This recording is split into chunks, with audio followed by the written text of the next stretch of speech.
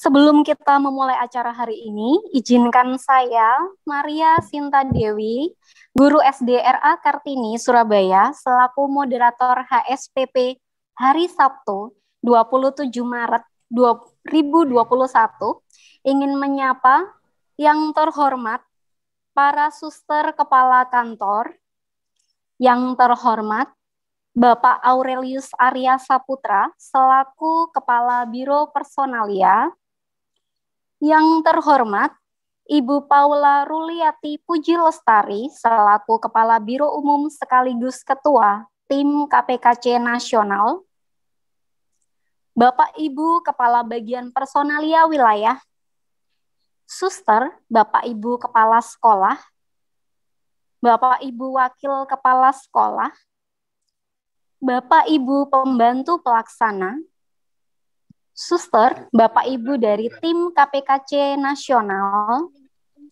serta seluruh peserta dari 7 wilayah Tarakanita yang hadir dalam pertemuan HSPP hari ini. Selamat pagi semuanya. Marilah bersama kita ucapkan salam kebanggaan kita bersama. Salam Tarakanita. Satu hati, satu semangat, Tarakanita. Yes. Yakin esok sukses. Yes ya, karena kita memiliki keyakinan bahwa esok kita pasti akan sukses. Sekarang boleh di-mute lagi suaranya. Kita akan memulai acara ini. Marilah suster, Bapak Ibu, kita awali HSPP hari ini memohon berkat kepada Tuhan dengan berdoa. Perkenankan saya menyampaikan doa dalam agama Katolik. Dalam nama Bapa dan Putra dan Roh Kudus. Amin. Ya Roh Kudus, pagi hari ini kami berhimpun di hadapan-Mu meskipun secara virtual. Kami mau bersyukur karena kami boleh ambil dalam karya pelayanan pendidikan di Yayasan Tarakanita. Kami juga bersyukur karena di saat masa pandemi seperti ini, kami masih bisa terus berkarya dan bertahan untuk memajukan lembaga kami. Maka perkenankanlah kami untuk dapat mengembangkan kemampuan kami sebagai bentuk rasa syukur kami kepadamu. Datanglah ke tengah kami, terangilah hati kami masing-masing, berilah kelancaran untuk seluruh rangkaian acara hari ini, serta narasumber dalam menyampaikan sharingnya hari ini. Semoga apa yang disampaikan narasumber kepada kami semua hari ini dapat membawa pencerahan atau ide baru untuk lebih bersyukur terhadap seluruh ciptaan-Mu. Berbuat adil kepada alam, melestarikan bumi serta isinya yang telah Tuhan percayakan sendiri kepada kami. Seluruh doa yang kurang sempurna ini kami satukan ke dalam tangan-Mu, karena Engkaulah satu-satunya harapan dan hidup kami, kini dan sepanjang segala masa. Amin. Bunda Maria Bintang Samudra, doakanlah kami. Santo Carolus Borromeus, doakanlah kami. Bunda Elizabeth, doakanlah kami.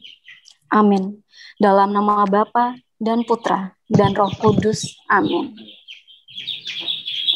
Setelah doa, sebelum kita lanjutkan acara hari ini, saya kembali mengingatkan untuk peserta HSPP hari ini dengan tidak mengurangi rasa hormat bagi yang belum menonaktifkan suara, harap sekarang segera dinonaktifkan atau di-mute terlebih dahulu. Baik, sudah ya. Untuk acara yang pertama, mari kita dengarkan sambutan dari Bapak Aurelius Arya Saputra, selaku Kepala Biro Personalia. Kepada Bapak Arya kami persilahkan. Baik. Terima kasih Bu Maria Sinta Dewi. Suara saya kelihatan ya, kedengaran ya? Terdengar Pak. Baik, Suster Ibu Bapak yang saya hormati, selamat pagi.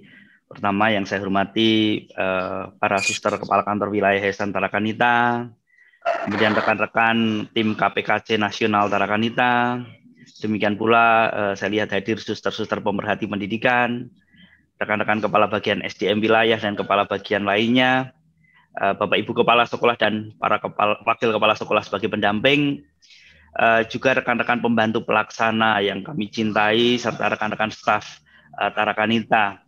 Sekali lagi selamat pagi, selamat berjumpa kembali dalam pertemuan pembelajaran Zoom kita hari ini. Suster, Ibu, Bapak, kita rasakan dan kita tahu kita sudah melewati pandemi hampir 1 tahun lebih ya, karena ini sudah mau masuk atau mau merayakan Paskah, dan Paskah tahun lalu pun kita juga rayakan juga dengan cara yang sama. Kita belum bisa untuk kembali ke kampung halaman atau pergi ke luar kota dan sebagainya. Dan kali ini nampaknya kondisinya menjadi sama. Tetapi kami harap teman-teman, suster, Bapak, Ibu tetap semangat untuk menyambut Paskah kita kali ini. Selanjutnya, saya mengucapkan terima kasih atas keterbukaan hati dan kesediaan waktu dari suster, Ibu, Bapak untuk mengikuti pembelajaran pagi hari ini.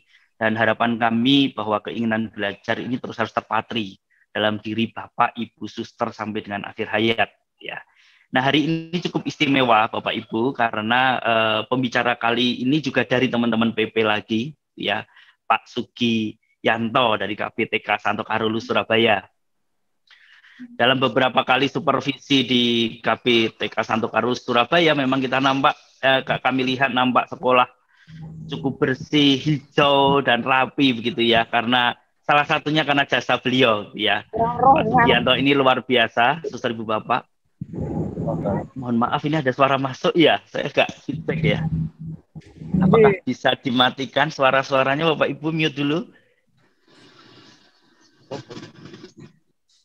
Oke, saya mohon bantuan untuk teman-teman berkenan untuk mute karena cukup mengganggu di speaker saya.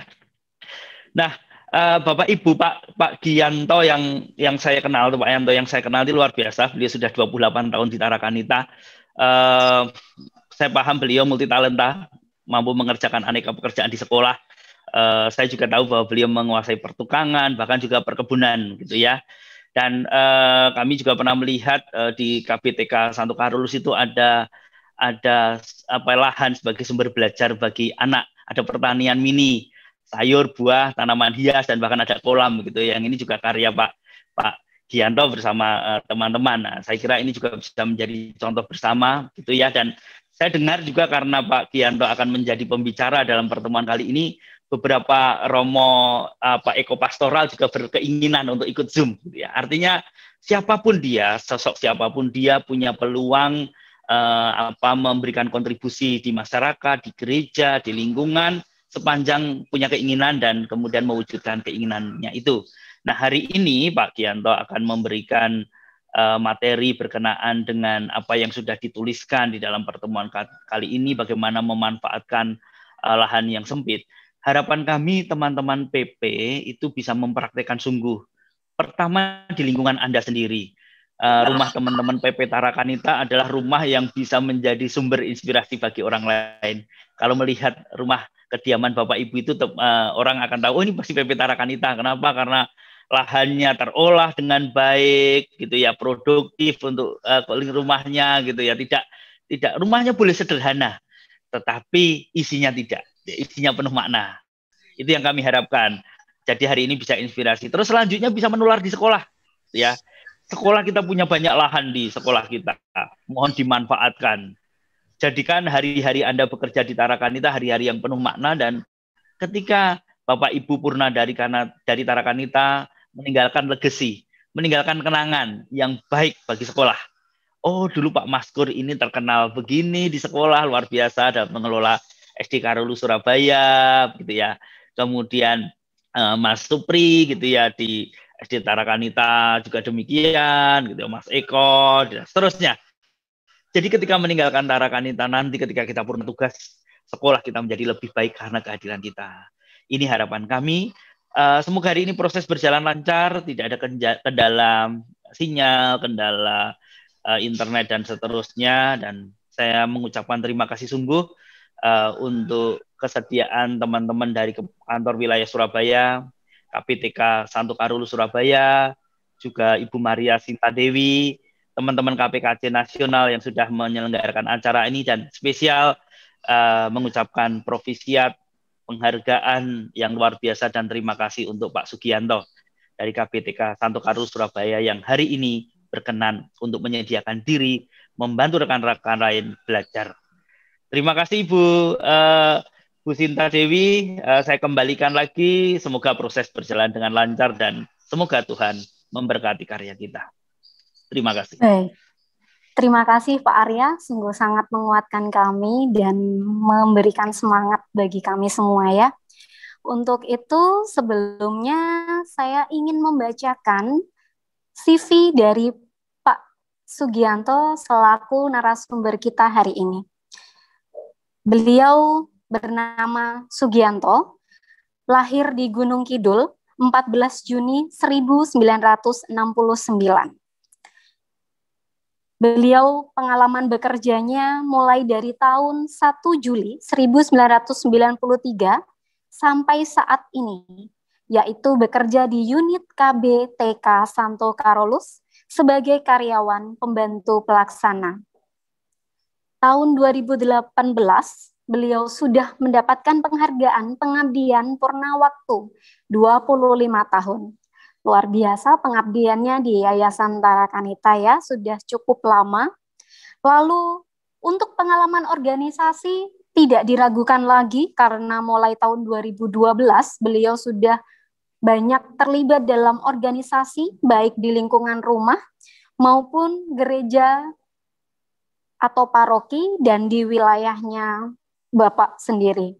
Untuk lebih spesialnya, saya ingin membacakan yang untuk paroki, beliau mulai tahun 2016 sampai tahun 2017, itu merupakan penanggung jawab Greenhouse Paroki. Lalu mulai tahun 2016 sampai saat ini, menjadi kreator KKO atau Kelompok Kecil Umat Paroki SMK.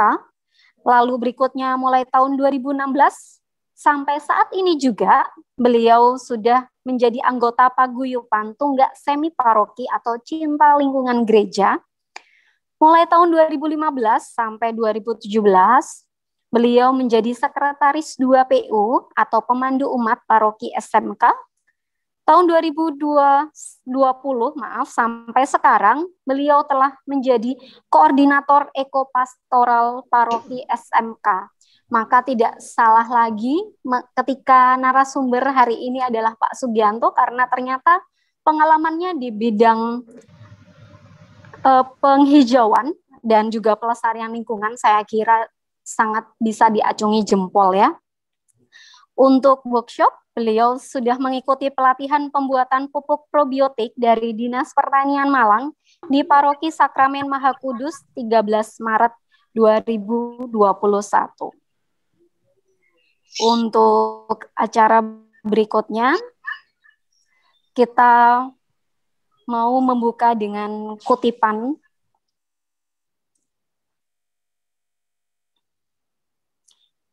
diambil dari kutipan EG 53.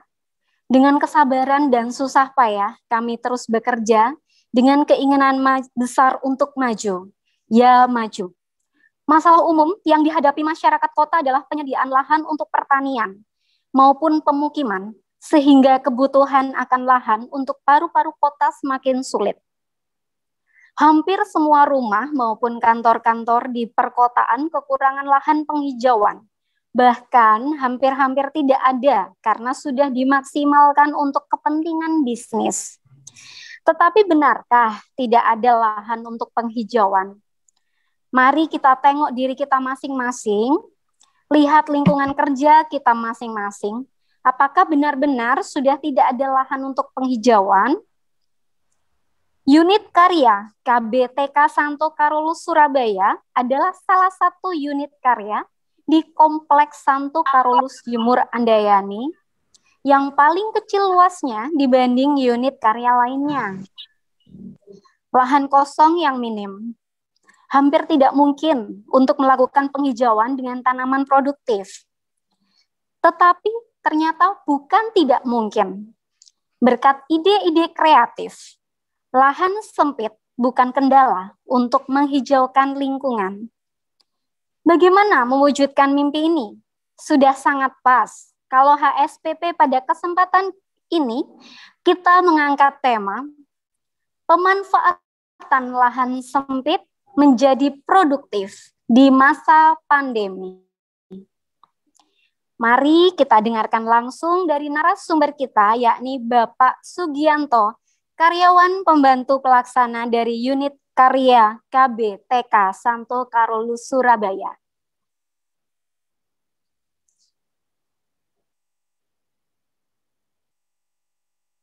Untuk Bapak Sugianto, kami perkenankan untuk masuk.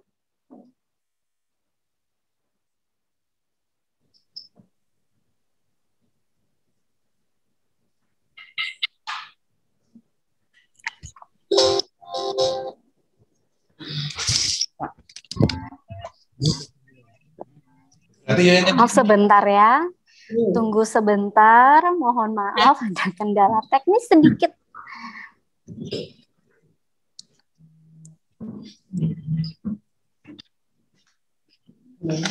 Kalau matian gini gimana, Pak? Kalau mati mungkin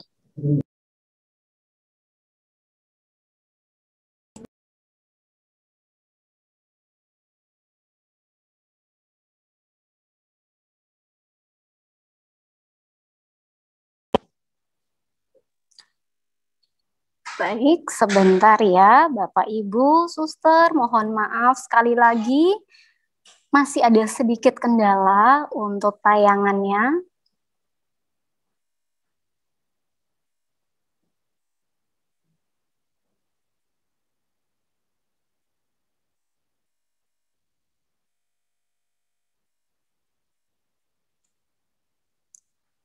Sebelum kita lanjutkan, saya ulangi lagi rambu-rambu HSPP hari ini yang bisa dipatuhi kita bersama. Yang pertama, mohon untuk seluruh peserta duduk dengan memperhatikan kesopanan. Berikutnya, selama acara HSPP berlangsung, sebaiknya tidak sambil makan atau minum. Berikutnya adalah mohon memperhatikan latar belakang Zoom. Dipastikan di belakang itu tertata dengan bersih dan rapi. Jangan sampai teman kita melihat, waduh itu di mana itu ya, jadi tanda tanya besar gitu. Berikutnya, mohon dengan hormat untuk kamera semua dalam posisi on. Selain untuk kegiatan hari ini, kita juga bisa saling tahu dan berkenalan antara wilayah satu dengan yang lainnya, atau malah yang sudah pernah ketemu dulu ya, pernah ketemu sebelumnya, nah bisa say hello itu ya. Jadi yang diharapkan tidak hanya menampilkan nama atau gambar profil saja. Berikutnya, ini yang juga tidak kalah pentingnya.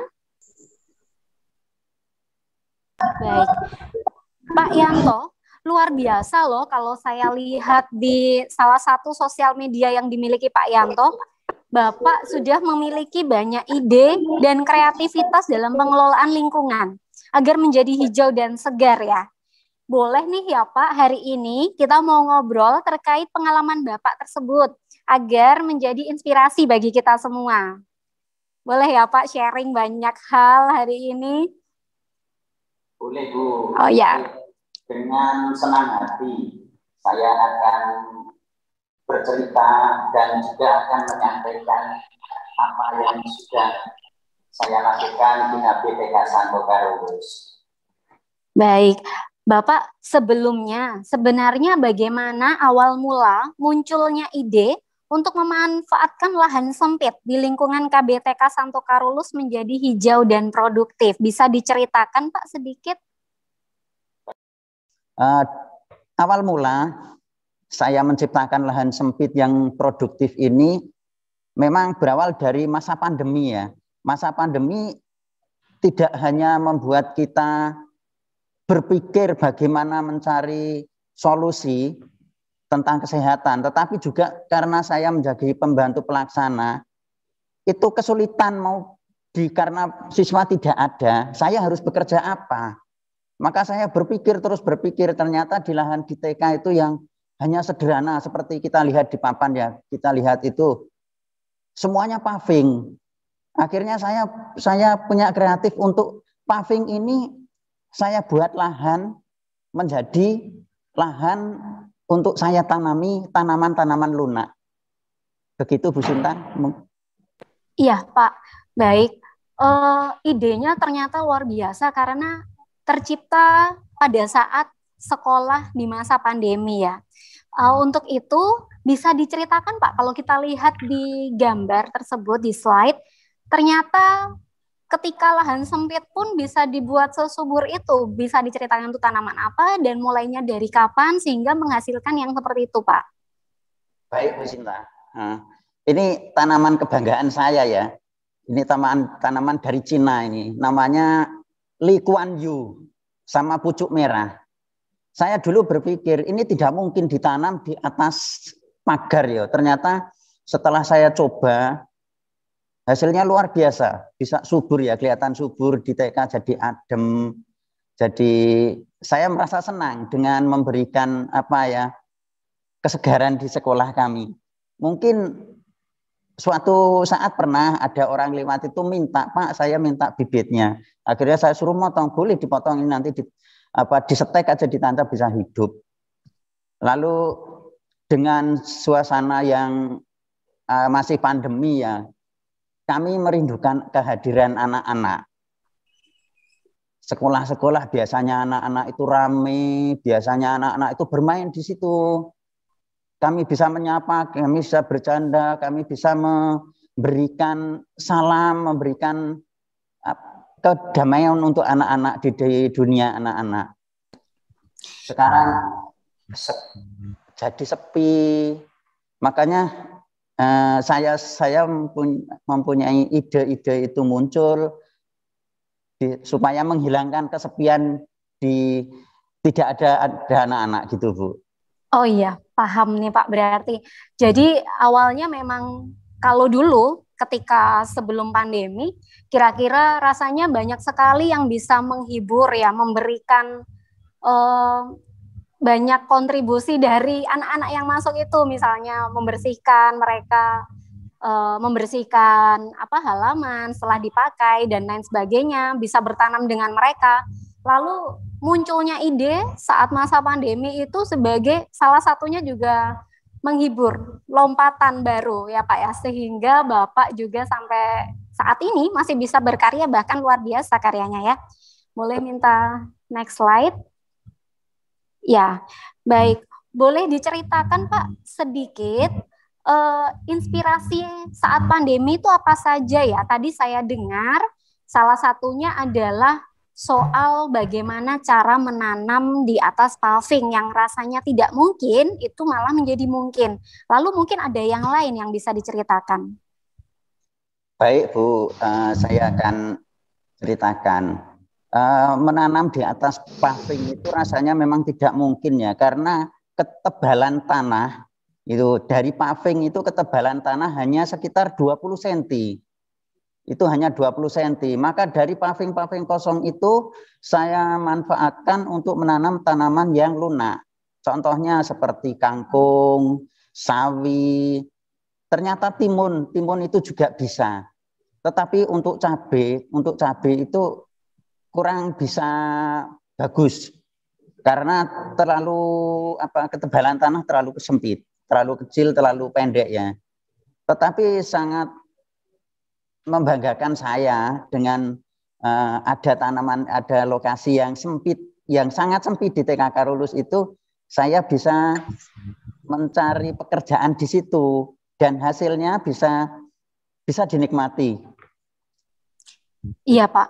Nah, munculnya ide seperti itu saya rasa sangat baik karena justru ketika nanti masanya sudah tidak pandemi lagi, harapannya begitu ya, itu justru menjadi media baru. Iya Pak ya, media baru bagi anak-anak khususnya KBTK untuk mengenal pertanian, mengenal bagaimana cara menanam atau buah-buah yang bisa dinikmati dari hasilnya mereka sendiri, begitu ya Pak.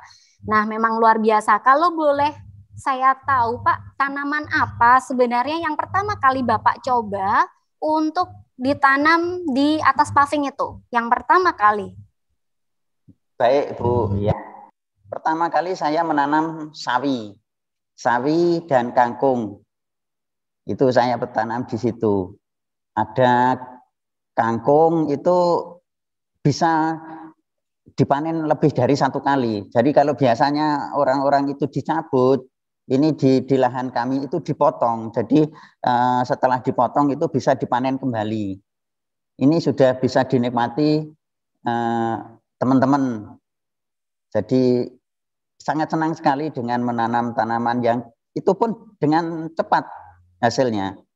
1 bulan aja sudah bisa kita panen. Baik Pak Yanto, kalau kita lihat nih dari judulnya, mungkin ada juga teman-teman yang belum paham yang Bapak maksud sebenarnya dari tanaman produktif itu apa saja ya Pak? Maksudnya, saya pun kalau misalnya tidak ke TK Karolus mungkin ya, saya tidak akan tahu tanaman produktif yang dihasilkan Pak Yanto sendiri di unit karyanya itu apa saja Pak? Baik, tanaman produktif itu maksudnya tanaman yang bisa dinikmati. Kalau tanaman-tanaman hias itu kan hanya untuk meneduhan, sebagai peneduh ya. Kalau ini tanaman produktif itu bisa kita nikmati hasilnya.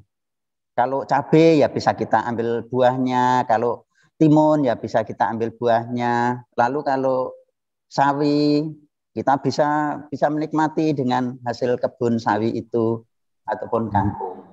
Ya, baik Pak. Kalau kita lihat di slide itu ada tertera bukan paving biasa tuh Pak.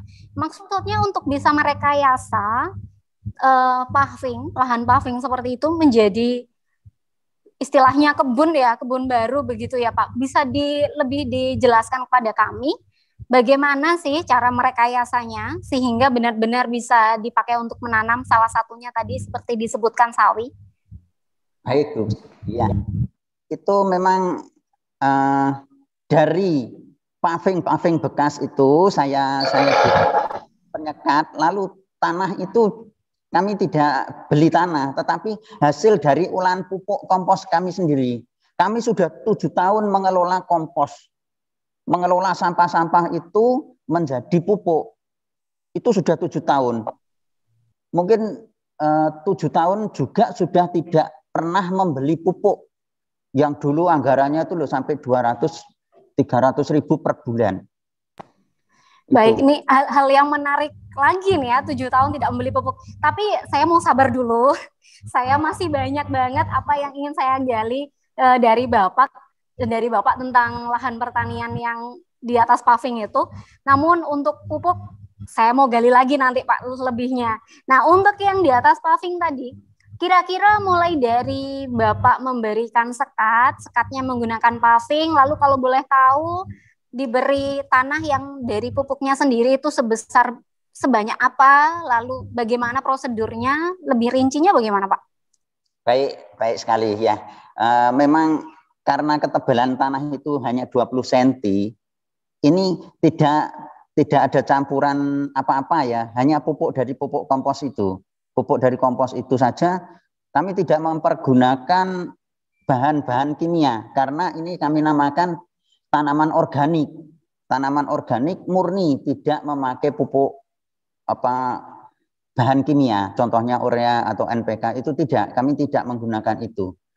Jadi suburnya juga dari kompos itu saja. Dari kompos itu saya jadikan media tanam. Baik, boleh saya lihat slide sebelumnya. Jadi kalau tidak salah itu disebut tanaman lunak, betul ya Pak ya, yang bisa ditanam dari ketinggian 20 cm itu ya Pak ya? Iya. Tanaman-tanaman lunak. Jadi yang untuk tanaman-tanaman yang tidak lunak atau keras tidak akan bisa gitu ya Pak ditanam di atas paving? Tidak bisa Ibu. Karena akarnya terlalu besar. Jadi kalau akarnya terlalu kuat, itu nanti keluar dari paving tersebut. karena lahannya sangat sempit, ya kurang lebih itu hanya 30 cm, tingginya 20 cm. Bisa dibayangkan kalau tanaman-tanaman yang keras itu tidak mungkin ditanam di tempat seperti itu. Karena tempatnya sangat sempit ya, tanaman-tanaman lunak itu tadi yang kami tanam. Termasuk kol itu juga bisa. Kol itu bisa. Iya. Baik, Pak. Berarti untuk jenis-jenis tanaman lunak dan untuk proses istilahnya panen, apakah ada perbedaan ketika ditanam di atas paving dengan yang tidak di atas paving? Apakah sama saja, misalnya waktunya 1 minggu panen ya tetap 1 minggu panen, atau ada perbedaan, Pak? Sama, Ibu. Sama. Hasil panennya sama. Bedanya itu kalau pengelolaan antara organik dengan anorganik ya. Kalau organik itu memang murni tanpa bahan kimia. Kalau ditanam di kebun-kebun yang dipakai urea, mungkin itu berbeda sekali. Di pasaran pun berbeda. Jadi kalau kami yang kami tanam ini benar-benar memang tanpa bahan kimia sama sekali. Jadi itu. Baik, Pak. Oke, ya saya sudah paham juga nih. Mungkin teman-teman yang lain juga sudah paham ya, sedikit tentang menanam di atas paving. Lalu tadi saya sempat mendengar cerita juga bahwa sebenarnya tujuan awal itu adalah berkreasi di masa pandemi. Mungkin bisa Bapak jabarkan lagi. Saya rasa tujuannya bukan hanya itu nih, kalau sekreatif Bapak. Kira-kira apa saja ya Pak tujuannya Bapak? Menanam di atas paving dan lain sebagainya. Baik Ibu, ya memang tujuannya selain saya itu mencari pekerjaan, juga hasil yang saya berikan itu bisa bermanfaat bagi orang lain. Bangga loh, suster pernah ikut ada kol, itu suster juga pernah ngambil. Saya merasa bangga karena suster itu menikmati. Betul-betul, sehingga tanaman itu benar-benar juga bisa dinikmati banyak orang.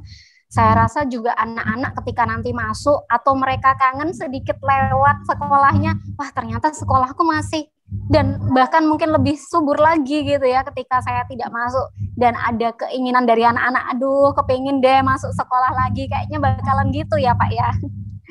Baik, untuk berikutnya nih Pak, ya mohon maaf untuk tampilan slide-nya karena masih ada sedikit kendala. Mungkin bisa kami mau gali lagi untuk kira-kira apa saja ya yang Pak Yanto lakukan untuk mewujudkan KBTK menjadi kawasan yang hijau.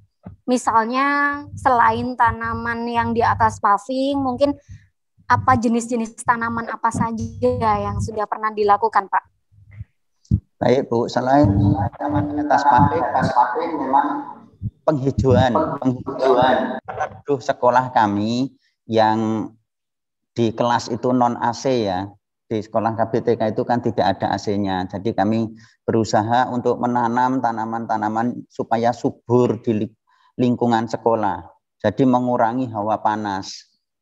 Jadi jenis-jenis tanaman ada banyak sekali tanaman yang kami upayakan untuk menyuburkan TK Karolus. Kadang memang bingung Bu, karena apa, di masa pandemi seperti ini, KBTK Karolus itu kan lokasinya sempit ya, tidak berapa luas. Kami di sekolah itu juga kan harus bekerja. Apa yang bisa saya tinggalkan untuk hari ini? Apa yang bisa saya kerjakan hari ini? Itu saya terus berproses. Ya, baik, bisa kita lihat di slide bahwa memang tujuan awalnya mencari kegiatan di masa pandemi, mengurangi hawa panas, tadi sudah dijelaskan ya. Lalu tanamannya bahkan bisa dinikmati oleh siapapun, bukan hanya dari unit karyanya sendiri. Boleh kita lanjutkan ya. Jadi kalau tanamannya itu jenisnya, tadi itu sepertinya saya masih belum puas nih Pak. Tanamannya itu apa saja sih Pak yang sudah berhasil ditanam di sana?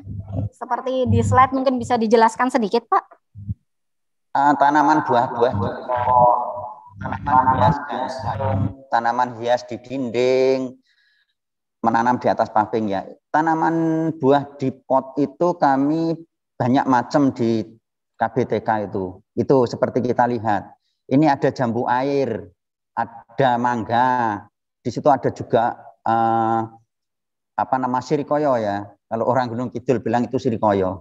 Ada jambu air, ada kelengkeng. Kelengkengnya belum menghasilkan buah ini, masih proses. Tapi subur itu sudah. Itu ada juga cabai yang ditanam di pot, tetapi juga tidak begitu subur ya, karena mungkin medianya terlalu kecil, jadi akar terlalu banyak. Gitu Ibu. Baik Pak, untuk tanaman buah dalam pot atau biasanya sering kita familiar dengan kata tabu lampot gitu, betul ya Pak ya? Nah, ada kriteria khususkah tanaman yang bisa ditanam di dalam pot atau sebenarnya segala buah pun bisa kita masukkan gitu Pak? Sebenarnya semua buah itu bisa. Cuma biasanya kalau yang di pot itu diupayakan tanaman-tanaman yang hasil stek. Jadi tidak terlalu besar sudah berbuah. Kalau tanaman seperti mangga kalau ditanam mulai kecil itu nanti akan besar dan potnya nggak mungkin mampu. Tetapi kalau tanaman stek itu akarnya tidak terlalu banyak, tetapi batangnya sudah tua, jadi sudah bisa menghasilkan buah. Begitu Ibu. Baik, kami lanjutkan ya Pak. Untuk selanjutnya, ini saya pernah ngintip nih Pak, di gambar yang pernah Bapak sharekan juga, itu kalau tidak salah Bapak pernah men-sharekan gambar berupa tanaman yang ditanam di, kalau bahasa Surabayanya ini glangsing Pak, atau karung beras. Boleh bisa di-sharekan itu Pak, prosesnya bagaimana tanaman ketela rambat ya, betul ya Pak ya? Prosesnya menanam ketela rambat di glangsing atau karung beras tadi, dan juga nanti mungkin bisa di-sharekan bagaimana menanam pohon di atas paving gitu Pak. Baik Bu, iya betul. Ini termasuk baru tetapi pengalaman saya lama ini. Proses di pembuatan tanaman ubi jalar di glangsing, itu sebenarnya pengalaman ini pernah saya dapat dari ayah saya dulu waktu masih di kampung, masih di Gunung Kidul itu. Lalu perkembangan itu di gereja saya juga belajar dari Romo saya juga menanam di glangsing. Jadi saya kembangkan, kalau semula itu dari pasir, saya kembangkan pakai daun-daun kering. Daun-daun kering itu saya kasih media tanah, lalu glangsing atau bagor ya, atau glangsing itu saya lubangi keliling, itu untuk tempat saya memasukkan bibit. Untuk tempat saya memasukkan bibit. Jadi setelah bibit masuk, itu saya kasih media tanah, lalu saya kasih daun-daun kering lagi, berapa senti gitu. Lalu saya lubangi lagi, saya masukkan lagi bibit, saya kasih media tanah. Jadi satu glangsing itu bisa dilihat itu ada beberapa sap. Kalau tidak salah itu 3 sap. Lalu di atas itu saya tutup setelah daun-daun kering itu saya tutup dengan media tanah lagi untuk nanam di atas glangsing. Jadi bisa 3-4 sap satu glangsing itu. Begitu Ibu. Iya Pak. Kalau kita lihat di situ glangsing yang sudah Bapak pakai sebagai media tanam untuk ketela rambat itu, adakah ukuran tertentu atau yang pertama kali Bapak coba ukuran berapa itu Pak glangsingnya? Lalu berapa banyak bibit ketela rambat yang Bapak tanam? Baik. Memang untuk ukuran glangsing itu paling kecil saya gunakan ukuran glangsing beras 25 kiloan. Itu bisa 3 sap. 3 sap untuk menanam. Kalau lebih besar juga lebih bagus. nanti ruang di dalamnya itu juga akan lebih luas. Jadi nanti kalau berbuah atau keluar buahnya itu bisa lebih banyak. Lalu untuk jumlah di glangsing itu tidak ada itu hanya kira-kira saja, Bu, kasih jarak 5 cm 5 cm. Kalau memang glangsingnya diameternya 30 berarti cukup 5 sap. Jadi saya upayakan untuk masing-masing itu kurang lebih 5 cm jaraknya. Begitu.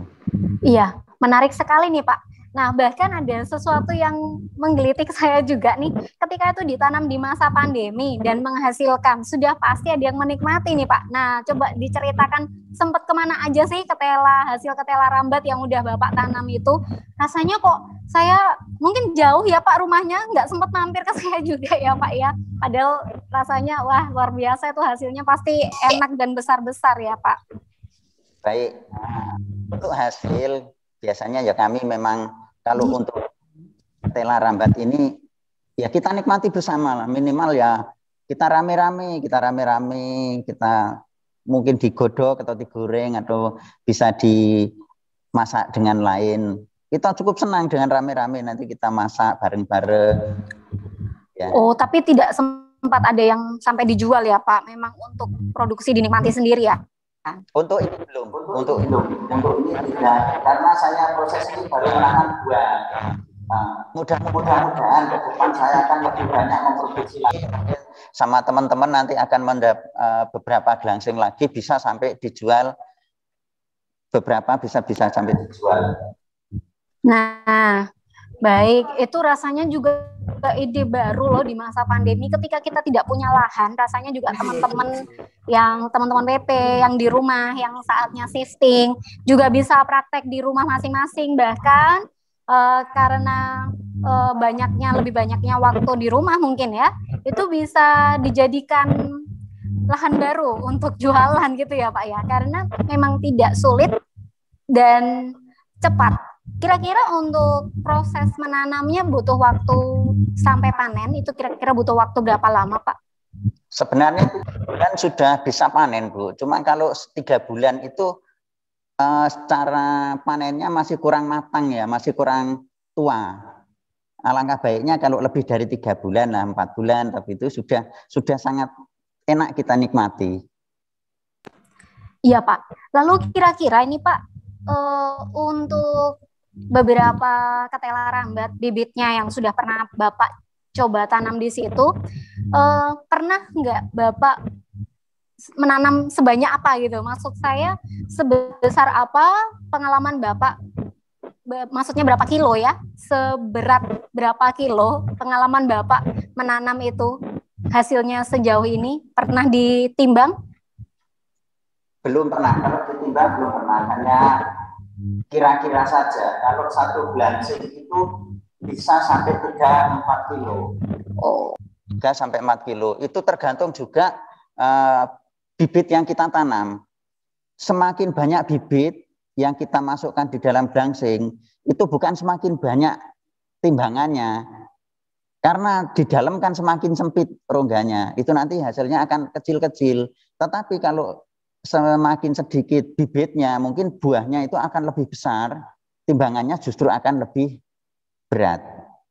Baik, jadi untuk khusus ketela rambat ini, media yang dipakai glangsing atau karung beras itu rasanya juga mudah ditemui, lalu pupuk ya Pak, daun-daun kering gitu ya Pak, pupuk hasil sendiri atau tanah gitu ya Pak, itu saja, dan bibitnya ketela rambat hanya itu ya Pak. Mungkin ada tambahan untuk penyuburnya atau apa gitu, mungkin ada Pak?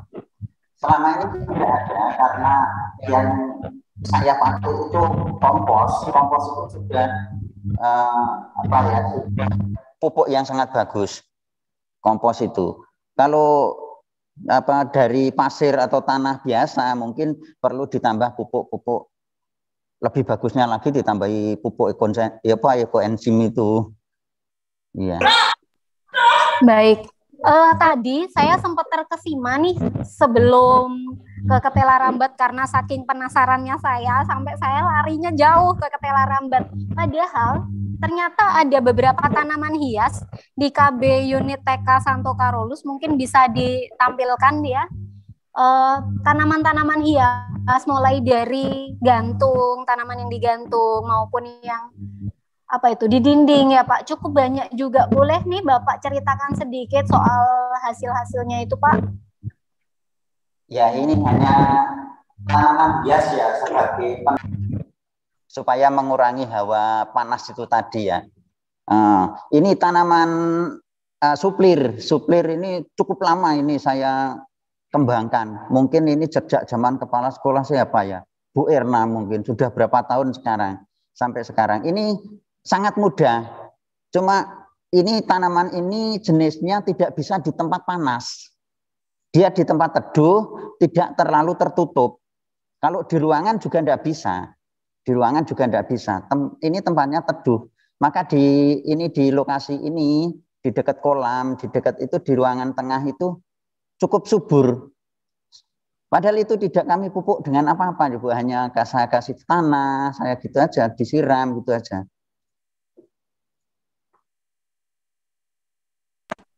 Iya, baik. Itu ada jenis-jenis tanaman lainnya gitu ya, yang memang kita benar-benar kagum bahwa wah, memang meskipun lahannya sempit, berbagai jenis tanaman dengan metode apapun rasanya hampir bisa diterapkan di situ ya Pak.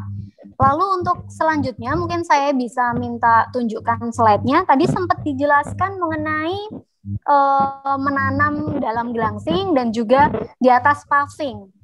Nah, untuk yang menanam di atas paving itu ada gambarnya, bisa ditunjukkan. Setelah ini tuh, ya itu hasilnya ya Pak. Nah, ini produktif di atas paving. Nah, maksudnya seperti tadi sudah pernah saya tanyakan dan sudah dijawab dengan sangat baik ya, produktif itu menghasilkan.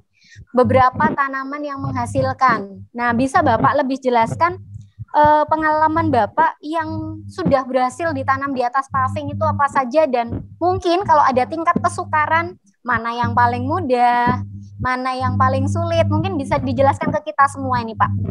Baik, ini pisang di atas paving ini kenapa bisa tanaman keras di atas paving? Karena ini paving yang di tempat ini itu agak lebih tebal.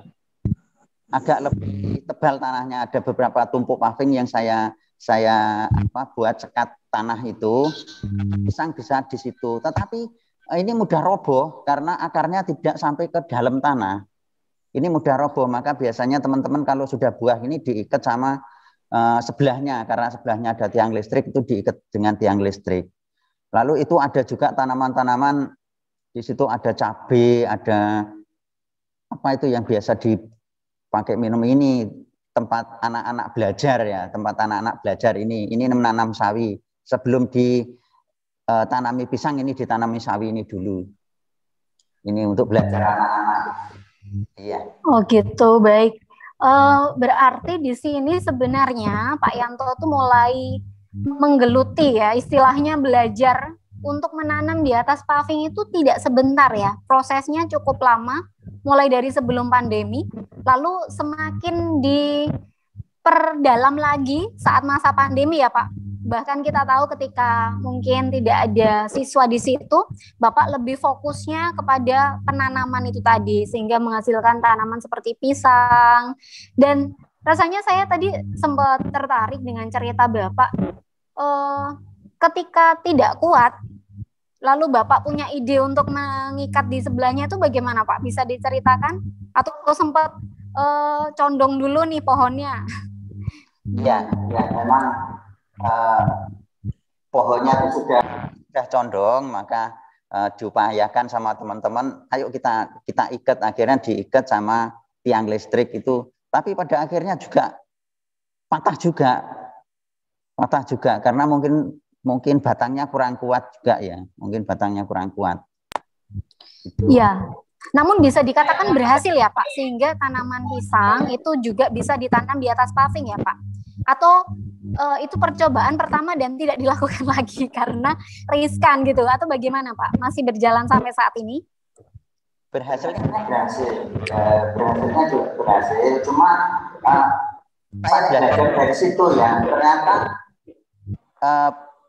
ketebalan tanah yang sekian itu juga tidak bisa untuk menanam beraneka macam tanaman.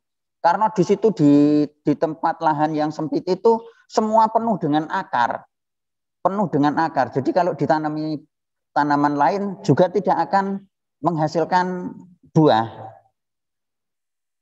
Karena kalah dengan akar-akar yang ada di dalamnya. Iya.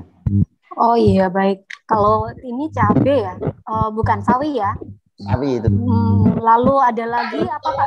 Timun bagaimana Pak? Untuk timun mungkin prosesnya sama atau beda? Atau lunak, tanaman lunak juga atau bagaimana? Ya ini yang tanaman termasuk tanaman lunak. Karena akar timun itu tidak sampai menjulang ke bawah. Mereka akarnya itu lari mencari di tanah itu, jadi agak sepanjang tanah yang ada yang kecil itu tidak sampai keluar, dan akarnya juga tidak keras, jadi tidak sampai menggoyahkan paving-paving yang hanya saya tumpuk Bu, tidak saya semen atau apa, hanya saya tumpuk silang gini aja. Ini cukup subur saya buat nanam timun ini. Oh iya ya Pak. Jadi untuk timun sendiri karena akarnya tidak terlalu menghujam ke bawah, iya. Rasanya menjadi alternatif baru untuk melakukan penanaman timun di lahan sempit gitu ya Pak ya. Kalau orang dulu taunya, waduh nggak punya lahan, rasanya susah juga ini mau menanam, padahal suka menanam. Nah ini dari Pak Yanto ini rasanya ada ide baru bahwa bisa dikatakan subur gitu ya Pak, subur dan hasilnya kalau dilihat di gambar itu besar-besar juga hasil timunnya Pak. Itu iya. Untuk prosesnya menanam berapa lama ya Pak? Hingga panen? Baik, untuk timun itu 1 bulan. 1 bulan maksimal 40 hari itu sudah bisa kita petik, sudah kita petik buahnya. Nah, ini timun ini tanaman generasi kedua ini. Yang pertama itu ada yang 1 timun itu beratnya sampai 0,5 kilo, Bu. Besar sekali. Padahal lahannya cuma kecil itu, buahnya besar-besar.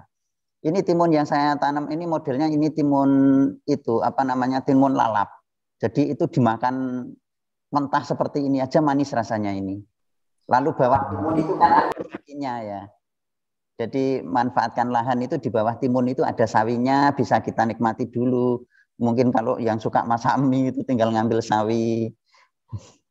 Iya, ternyata ketika kita bekerja di suatu lembaga, ketika kita mendedikasikan penuh, rasanya justru meningkatkan kreativitas kita. Bahkan nanti ketika Bapak, mohon maaf ini mungkin sudah masa jabatannya berakhir, saya rasa Bapak tidak akan kehabisan ide karena ternyata luar biasa sekali bisa menjadi contoh dan terus berusaha mencari cara, terus meningkatkan ini istilahnya seperti pengetahuan di bidang tanam menanam gitu ya Pak ya.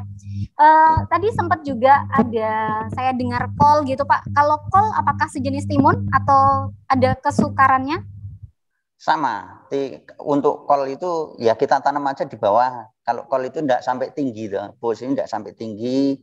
Jadi sama seperti menanam sawi. Cuma kalau kol itu lebih lama. Mungkin sawi sudah panen 2 atau 3 kali, untuk kol itu masih belum bisa dipanen karena prosesnya lama kol.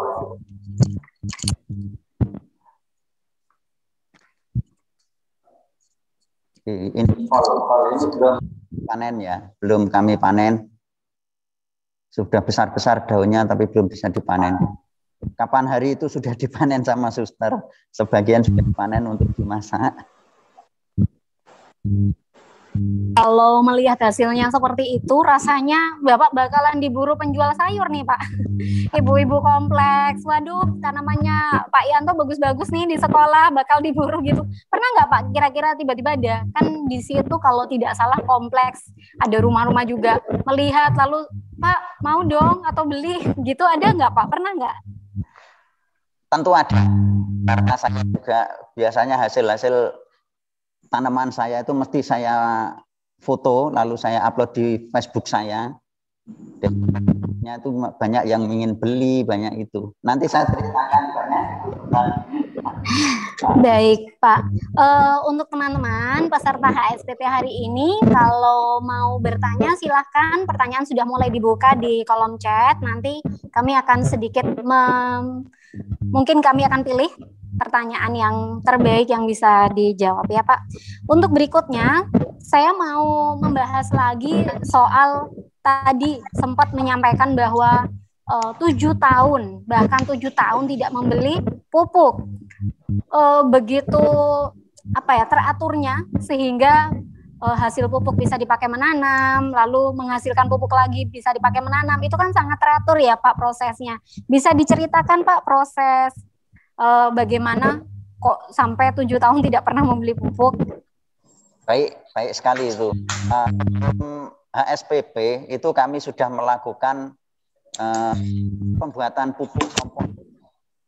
Kalau komposter kami memang tidak terlalu berhasil ya, tetapi kalau kompos yang biasa kami sebut kompos daun, itu mulai anak-anak mengumpulkan, kami yang nyapu-nyapu itu dikumpulkan, ada teman-teman motong tanaman itu dikumpulkan, lalu ditampung di tempat yang sudah saya buat. Saya sudah buatkan, sebenarnya lahannya kecil sekali Bu, karena TK itu juga tidak ada tempat, itu tempatnya kecil Bu, tempatnya kecil. Saya sudah berupaya bagaimana ya tempat ini bisa saya manfaatkan. Mungkin sampah itu sudah tidak ada yang terbuang sampah daun itu, semuanya masuk di bak sampah yang menghasilkan pupuk menjadi pupuk kompos itu. Gitu itu.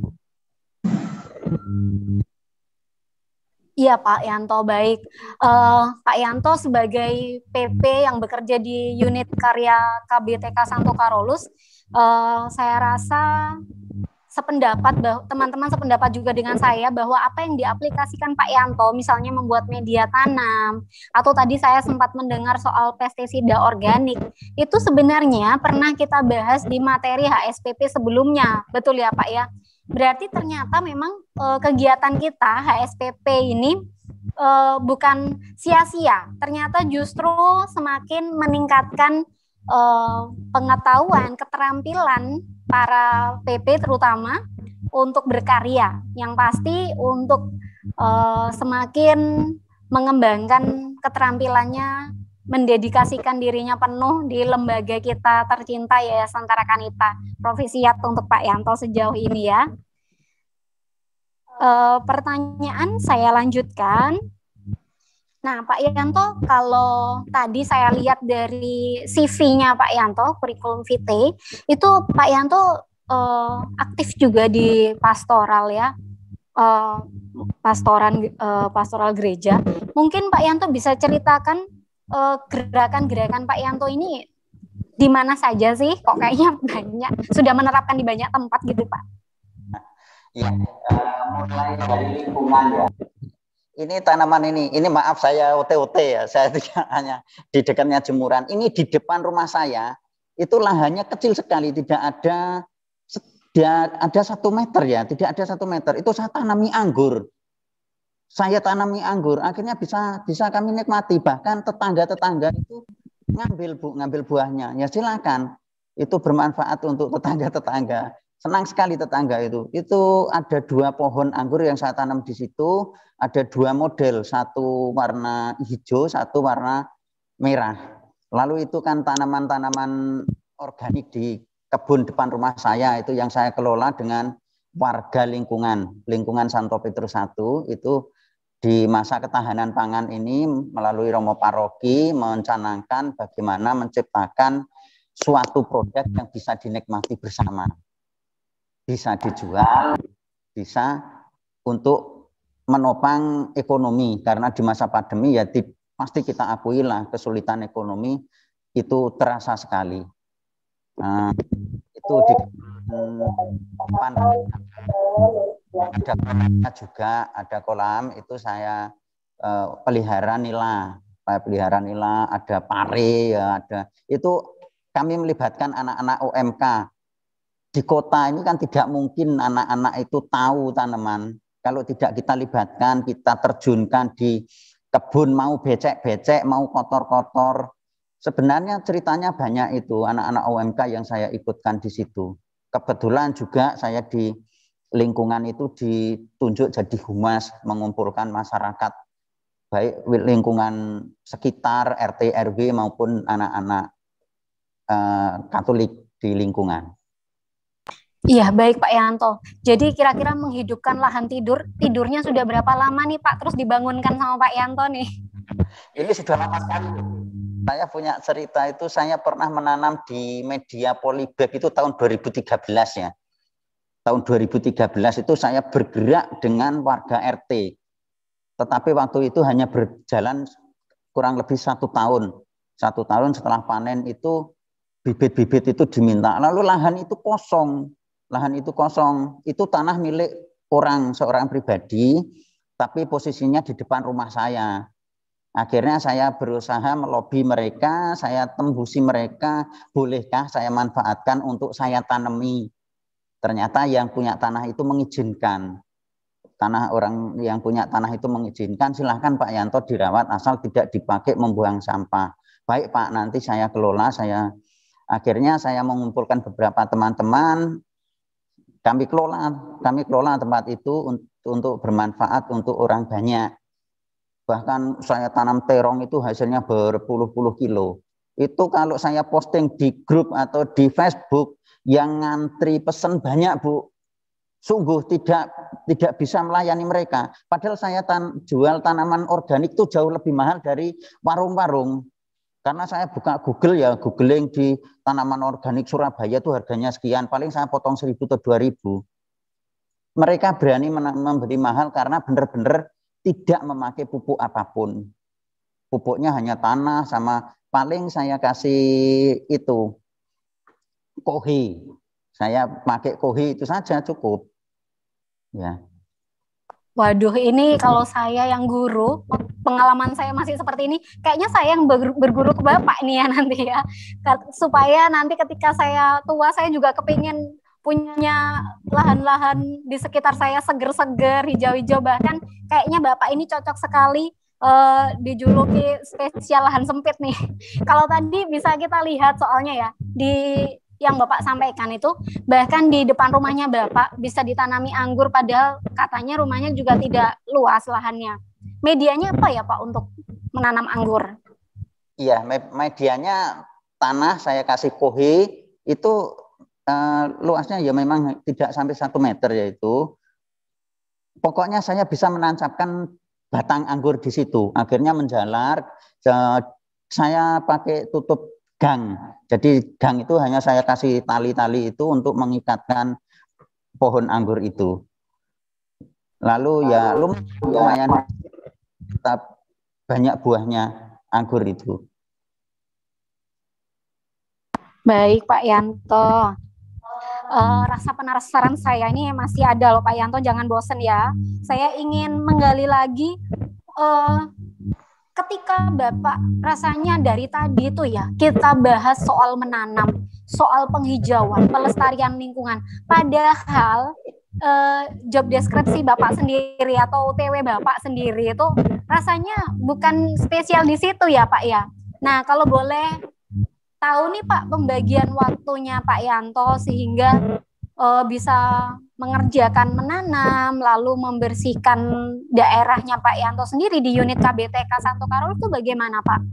Sehingga tidak terbengkalai ya. Coba ada gambarnya itu bisa disampaikan untuk kegiatan Bapak di ya. Baik, betul sekali itu.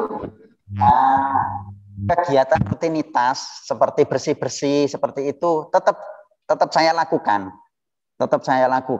Bahkan ada beberapa teman yang berkunjung ke TK ya, kalau memang ada kritik mana yang kotor mana itu saya senang sekali menerima kritikan untuk membangun saya lebih kekurangan saya di mana itu bisa saya perbaiki. Lalu waktu bersih-bersih kalau tidak ada anak-anak gini kan lebih luas ya. Biasanya pagi saya bersihkan, lalu setelah itu saya keluar ke kebun untuk ya mencari tempat mana yang bisa saya kerjakan, mana yang bisa. Buktinya dari waktu-waktu kosong itu bisa saya bagi. Iya baik. Berarti bisa dikatakan sebenarnya itu bukan suatu pekerjaan kalau menanam sebagai hobi. Passionnya Pak Yanto sendiri ya memang suka di situ, sehingga ya kalau misalnya seluruh hidupnya diterjunkan ke tanaman rasanya malah ikhlas gitu ya Pak ya. Tidak akan pernah ada yang pekerjaan yang tidak diselesaikan di sekolah.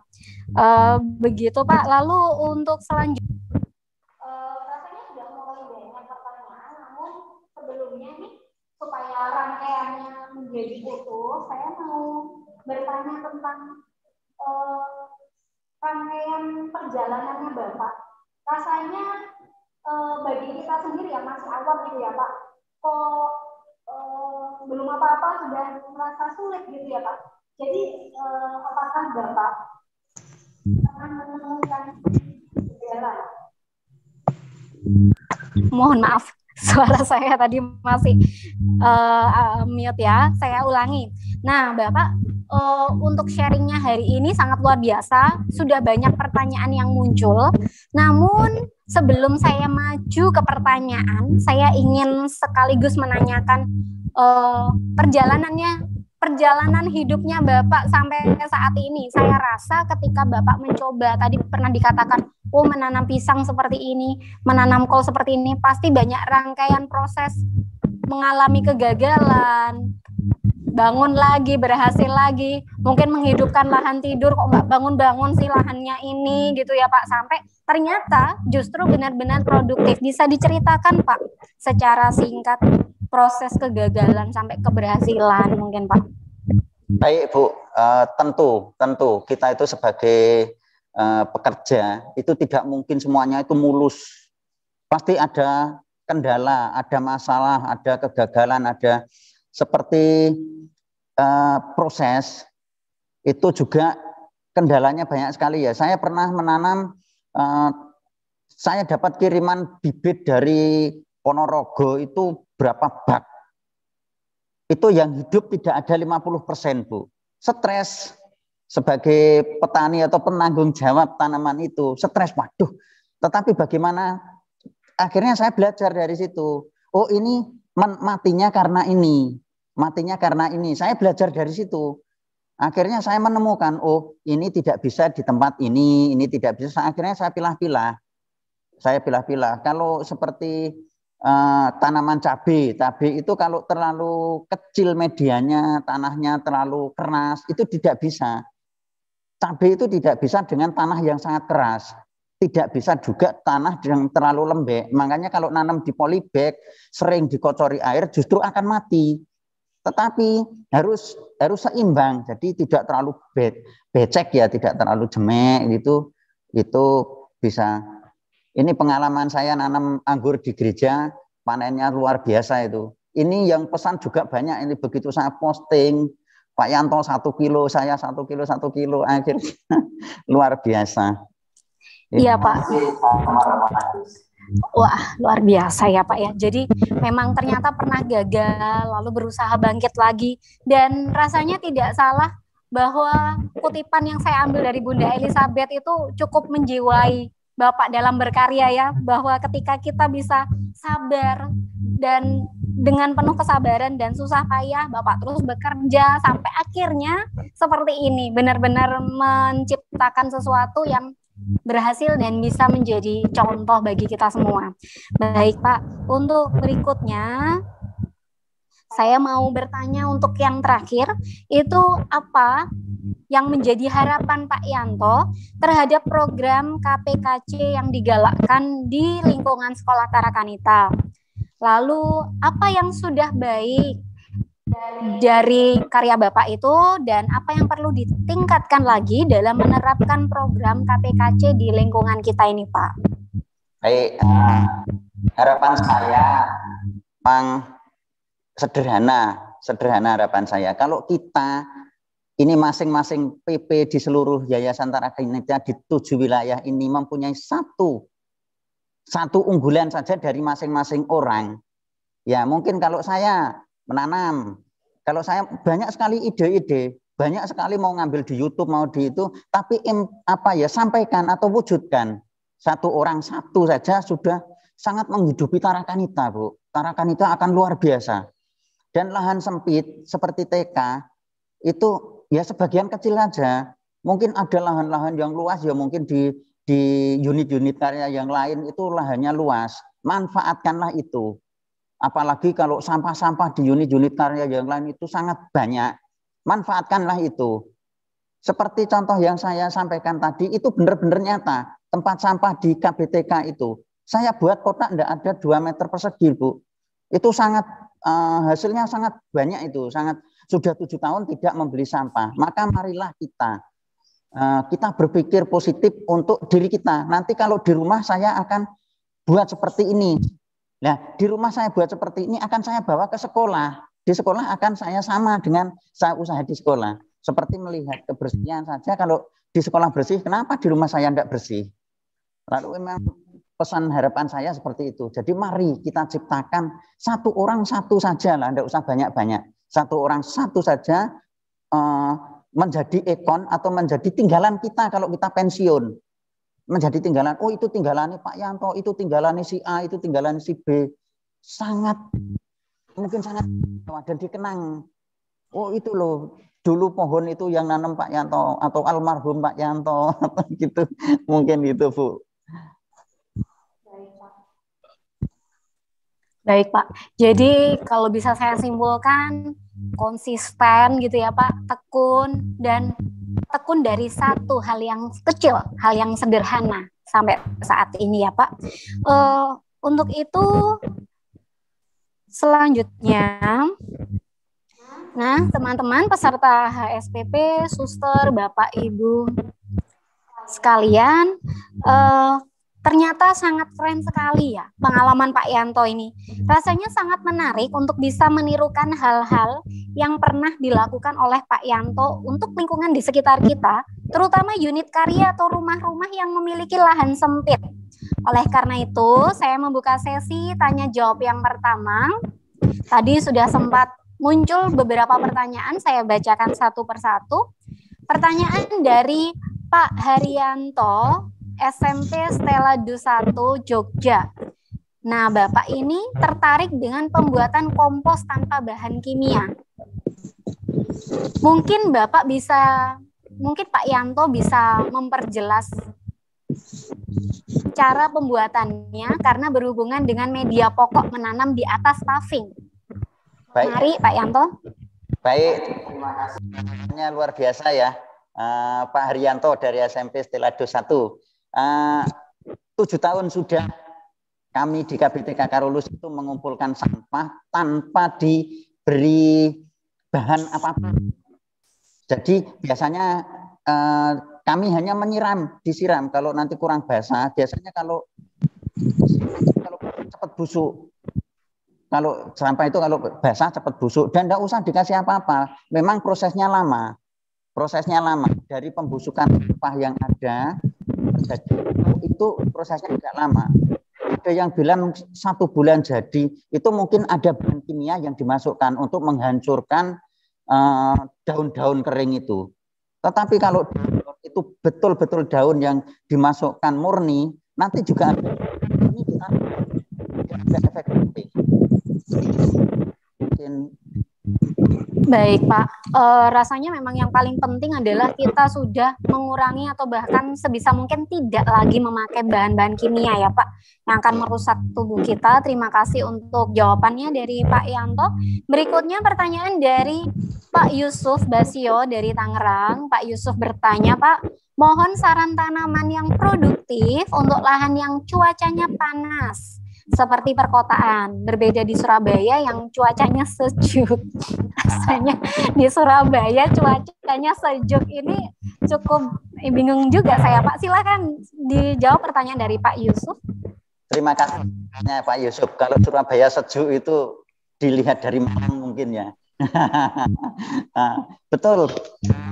Teman di tempat panas, Bapak bisa lihat sawi panas, sawi itu panas, pot juga bisa panas, timun juga bisa panas.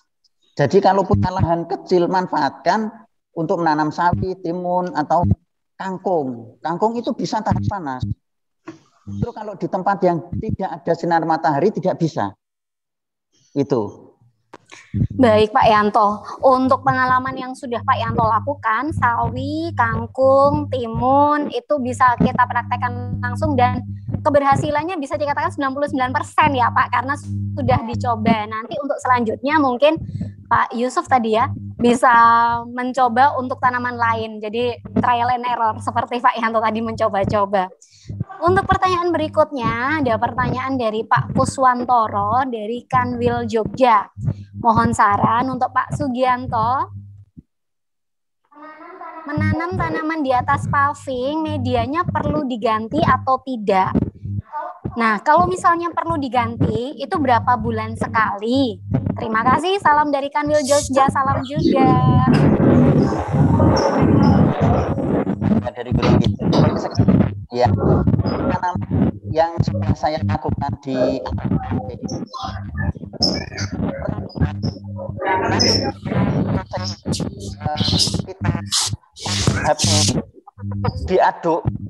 cukup diaduk supaya akar-akar yang ada di tanah tersebut itu semuanya patah sama putus. Jadi diaduk sampai hancur semua.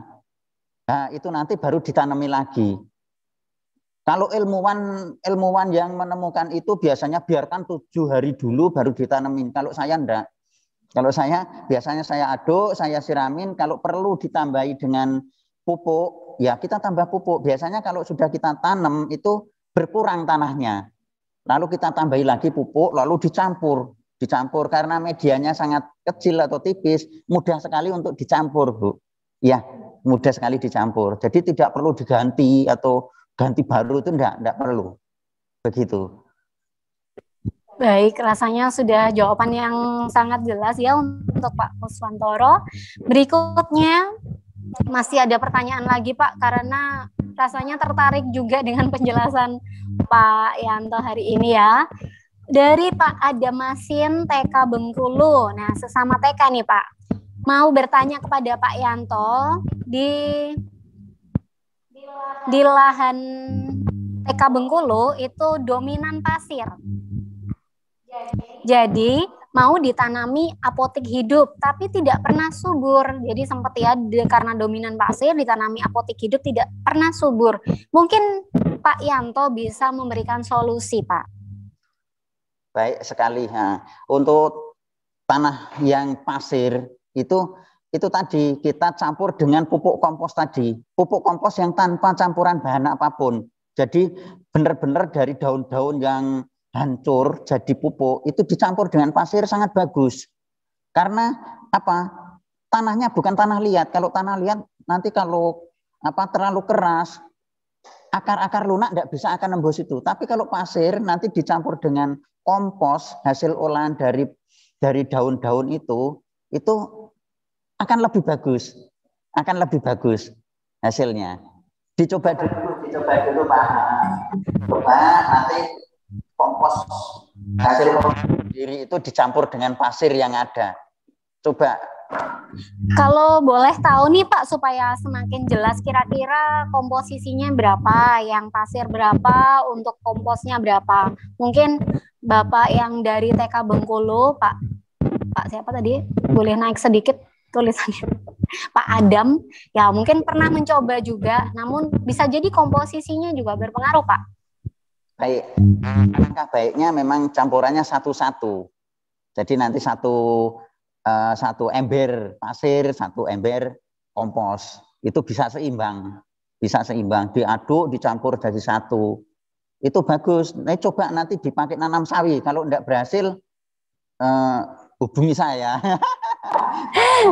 Di depan rumah saya itu juga pasir, Bu. Pasir. Iya Pak, ini berkaitan dengan soal hubungi saya. Tanpa Bapak menyampaikan itu ternyata sudah ada yang minta kontak loh ini Pak. Ya nanti akan saya sampaikan ya. Dari Pak Tukri SMP Magelang, Pak Tukri memberikan apresiasi untuk Pak Sugianto, luar biasa, terima kasih Pak Tukri.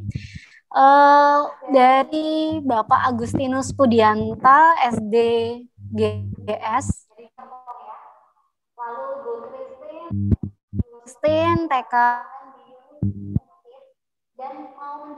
dan mau mencoba. Jadi memang yang Bapak sampaikan itu ternyata berguna juga, apalagi khusus yang lahan-lahan sempit, dan rumah-rumah saat ini juga lahannya sempit ya. Cocok sekali kalau mempraktekkan apa yang sudah dijelaskan atau di-sharingkan Pak Yanto hari ini. Bahkan Pak Yohanes Jumilan, halo Pak Yohanes, dan Bu Novi dari SMP Citra Raya, halo Bu Novi, itu minta nama Facebook loh, Facebook saya atau Facebooknya Pak Yanto nih. Kalau Facebook saya nggak ada apa-apanya, salah ya. Ternyata minta nama Facebooknya Pak Yanto, boleh atau tidak Pak Yanto? Boleh, silakan. Facebook saya namanya Denyanto. Denyanto gitu ya. Silakan. Iya. Kegiatan Bapak Yanto di Facebooknya Denyanto, di situ ada aktivitas tanam menanam, spesial lahan sempit, penghidupan lahan tidur gitu ya, membuat kolam buatan dan lain sebagainya. Nanti juga apa yang mohon maaf sebentar, mohon di mute, ada suara yang masuk. Ya, terima kasih. Jadi memang apa yang tadi di-sharingkan atau ternyata loh Pak Yanto ini kekurangannya di mana ya, kok belum berhasil, tuh bisa tanya langsung ke Pak Yanto. Berikutnya ada pertanyaan dari Pak Tukri Magelang. Bagaimana merawat tanaman anggur hingga berbuah? Kalau saya yang disuruh merawat rasanya daun terus ya Pak ya, kapan buahnya, daunnya makin habis gitu. Kalau Pak Yanto hebat sekali sampai berbuahnya banyak. Boleh diceritakan Pak? Baik sekali ya, pertanyaannya sangat istimewa menurut masalah anggur ini. Karena masalah anggur ini hubungannya saya dengan pastoral paroki, dan di situ ada kakaknya Bu Lucy ya, Romo Agus. Bisa buka Facebook saya, di situ ada video saya menanam anggur. Anggur itu saya tanam di tanggal 13 Januari 2019. 1 tahun kemudian sudah panen. Sudah panen 1 tahun. Namun bibitnya saya memang semua ambil bibit yang berkualitas. Bibitnya itu stek. Kebetulan di grup kami KKU itu beraneka kelompok, ada yang punya keahlian membuat bibit anggur. Itu persis 1 tahun.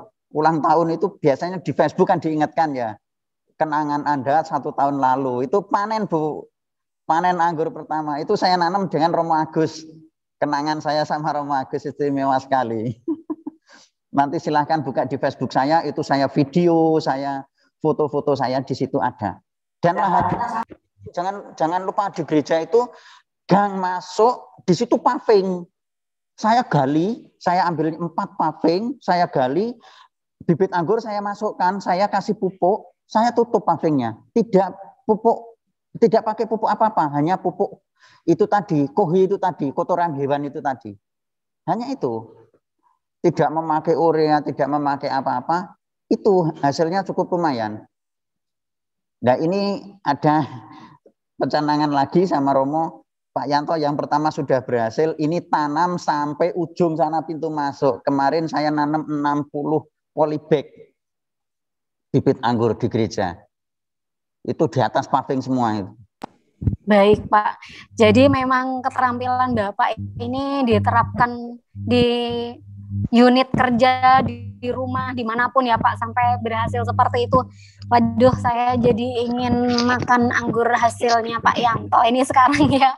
Mungkin teman-teman peserta juga rasanya juga, waduh, kepingin niru, tapi kepingin langsung makannya aja Pak. Tanamnya 1 tahun. Bu, saya sudah menanam, salah saya yang menanam, saya titipkan di bawah pohon palem. Jadi di situ akarnya saya titipin anggur, jadi anggurnya. Baik Pak, ya luar biasa ya. Masih ada pertanyaan lagi dari Pak Ignatius Adi Suryono. Beliau dari KBTK Tarakanita Gading Serpong. Pertanyaannya untuk Pak Yanto, apakah bakaran arang kelapa bisa dijadikan pupuk? Kalau bisa, campurannya apa saja ya? Dan cocoknya untuk tanaman apa? Terima kasih. Baik sekali Pak Yono dari KBTK ya, dari sama-sama KBTK, kita pengelola KBTK. Nah, untuk pupuk dari arang kelapa ya, itu sebaiknya juga dicampur dengan kompos saja Pak. Jadi kita campur dengan kompos, kita campur dengan apa ya, daun-daun kering itu aja, enggak usah dikasih bahan.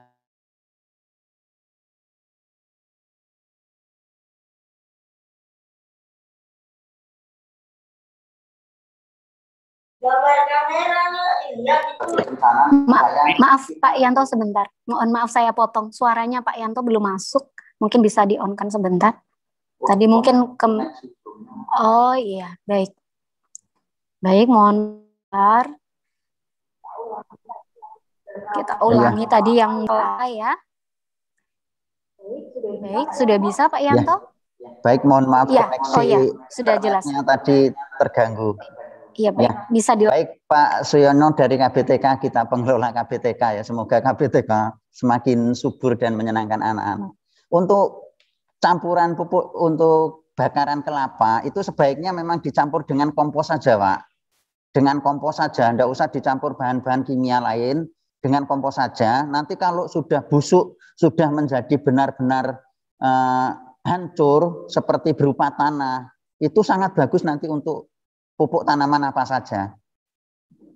Seperti pengalaman saya di KBTK Karolus itu memang benar-benar tidak menggunakan bahan-bahan lain yang murni dari hasil sampah itu. Jadi sampah menjadi berkah itu. Benar Pak, sampah menjadi berkah. Memang sebaiknya seperti itu ya Pak ya. Apalagi kita yang bekerja di Yayasan Tarakanita, kita berkarya di sini. Sudah ada gerakan nasional karya pendidikan Tarakanita, yaitu salah satunya memang sampah dan KPKC ya Pak, pengelolaan lingkungan hidup begitu. Baik, untuk berikutnya pertanyaan dari Pak Adit dari TK5 Jakarta mungkin ya. Bagaimana cara mengatasi hama tikus dan keong pada tanaman sayur? Mohon saran dari Pak Yanto. Baik sekali, ini pengalaman baru ini Pak. Kalau mengatasi hama tikus, yang saya lakukan di kebun saya di depan rumah itu memang tikus itu luar biasa. Di mana saja bisa dipakai jalan. Saya cara mengatasi saya memang lubang yang mereka pakai lewat itu saya tutup. Terus begitu, tidak bosan-bosannya saya. Karena tanaman pohon pun habis digerogoti tikus kalau memang mereka bisa masuk. Lalu kalau keong di Surabaya enggak ada ya Bu ya. Keong itu biasa hidupnya kan di air ya, keong itu. Ya. Ya. Baik Pak, berarti memang untuk tikus ini pengalaman yang sama ya Pak ya, sehingga Bapak dulu pernah mengalami juga tanamannya habis dimakan tikus ya Pak. Baik, untuk berikutnya pertanyaan dari Pak Trio, itu dari SD Tarakanita 1 Barito. Mau bertanya kepada Pak Yanto, bagaimana caranya menanam tanaman seledri di lahan yang sempit?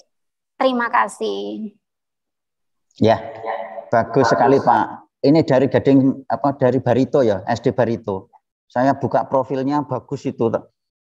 Sekolahnya subur sekali itu. Saya kemarin tertarik untuk melihat Facebooknya SD Barito ini. Untuk tanaman seledri saya masih gagal juga Pak. Saya masih gagal juga. Karena apa? Saya tanam di lahan sempit, baik di rumah.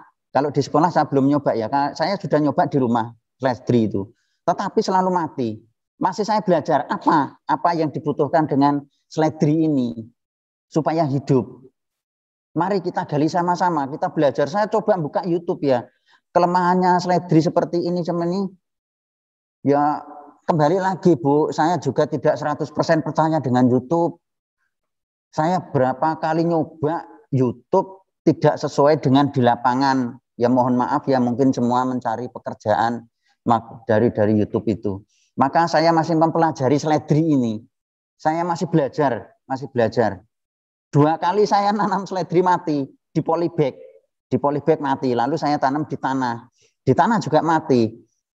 Lalu saya sempat sama istri ya, kebetulan yang beli seledri itu kan istri saya tanya, ini kok mati? Ada apa? Paling bawahnya tuh kurang bagus, mungkin kurang. Nah, saya belajar di YouTube Pak, ditanam di media kecil aja bisa hijau. Ya, saya coba tanam di polybag mati, di tanah mati. Berarti YouTube ini ngapusi, saya bilang gitu. Baik, masih menjadi misteri ini Pak. Jadi Iya. sama-sama masih mencoba juga bagaimana cara menanam seledri di lahan sempit gitu ya. Iya. Baik.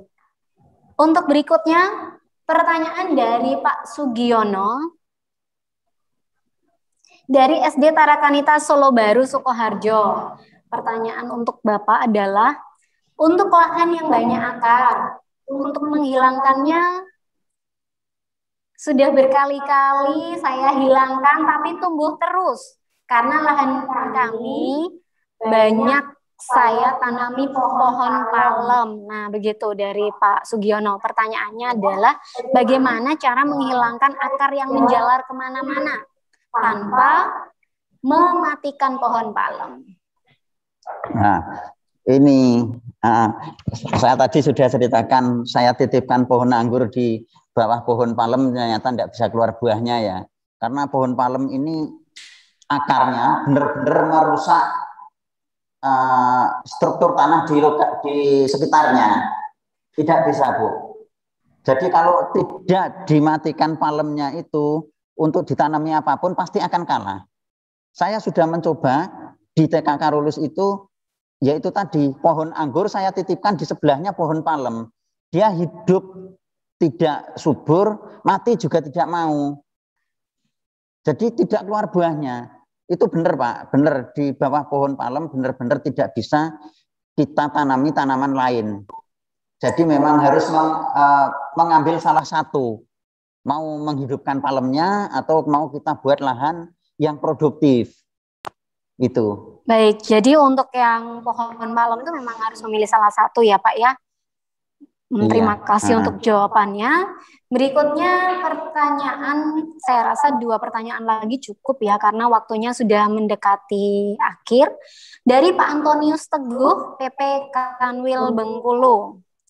Di Bengkulu itu Pak, lahannya 75% pasir laut asin dan banyak kandungan airnya, sehingga tanaman yang ditanam itu tumbuhnya kerdil. Begitu. Lalu mohon solusi dari Pak Sugianto dan salam kenal dari Bengkulu. Terima kasih. Baik, salam kenal juga Pak Teguh. Coba saran saya dicoba dulu di bawah itu dikasih paving, nanti disekat paving, lalu seperti yang saya tanam di TK Karolus itu. Jadi tidak sampai bawah. Jadi memang hanya butuh tanaman-tanaman lunak. Jadi pasir tersebut dicampur dengan kompos yang dari daun itu. Ya, kita coba dulu. Jadi pasir tidak semua pasir sampai ke bawah, tapi di atas paving. Pasirnya itu di atas paving, nanti coba dicampur dengan daun-daun kering itu. Daun-daun kering itu yang sudah menjadi pupuk. Kita coba tanami nanti cabai, nanti tanami sawi, tanami kangkung nanti. Semoga berhasil. Iya. Baik, solusinya ditanam di atas paving. Kalau boleh tahu mengapa harus seperti itu ya Pak? Iya, karena kalau langsung pasir semua, apalagi asin, di mana-mana tidak bisa asin. Tetapi garam itu juga bisa dipakai pupuk. Tetapi kalau tanah pasir dengan sudah kandungan garamnya terlalu berlebihan, itu akan menjadi akar itu tidak bisa berkembang. Akarnya tidak bisa berkembang, makanya tumbuhannya akan kerdil dan tidak subur. Ya. Cukup jelas ya. Berikutnya 1 pertanyaan terakhir, mohon maaf untuk pertanyaan lain yang belum bisa kami bacakan karena waktunya sudah mendekati akhir. Namun pertanyaannya masih banyak untuk Pak Yanto, hebat sekali Pak Yanto ya. Pertanyaan dari Pak Sutrisna dari SMP Solo Baru. Penanaman ketela rambat dalam karung apa daun kering ataukah ditambah pupuk kandang dan penanaman ditaruh di tempat yang panas atau yang teduh seperti itu Pak? Ditambah pupuk kandang atau tidak?